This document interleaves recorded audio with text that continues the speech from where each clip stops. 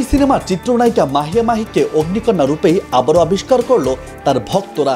সম্প্রতি সামাজিক যোগাযোগ মাধ্যমে 1.5 মিনিটের একটি ভিডিও প্রকাশ করেছেন তিনি, যেখানে রীতিমতো আগুন ঝরাতে দেখা গেছে এই নায়িকাকে। 2024 সালের শুরু থেকে মাহির জীবনে একের পর এক পালাবদল এসেছে।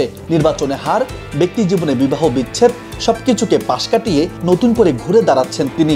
তার এই ঘুরে দাঁড়ানোর পরিবর্তনটা ভক্তরা দেখলো 1.5 মিনিটের এক ভিডিওতে, যেখানে সাদা শার্ট ও কালো প্যান্টের একের পর এক পোজে ভিডিও ধারণ করেছেন এই অভিনেত্রী।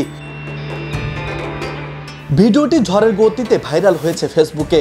মাহির ভক্তরাও নায়িকার রূপ নিয়ে প্রশংসায় ভাসিয়েছেন। তাকে এমন অগ্নিকন্যা রূপেই পর্দায় আবারও ফিরে দেখতে চেয়েছেন অনেকেই। নেটিজেনরা বলছেন মাহি ফুরিয়ে যাননি, তিনি আবারও ফিরবেন নতুনভাবে, নতুন ছন্দে।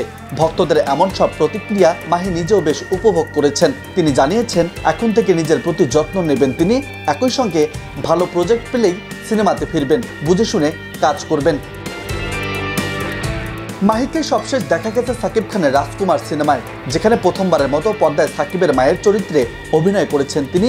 নায়িকার নতুন এই অবতার দর্শকরাও লুফে নিয়েছে, পাশাপাশি অভিনয়ে প্রশংসা করেছে। রাজু আহমেদ, বার্তা 24।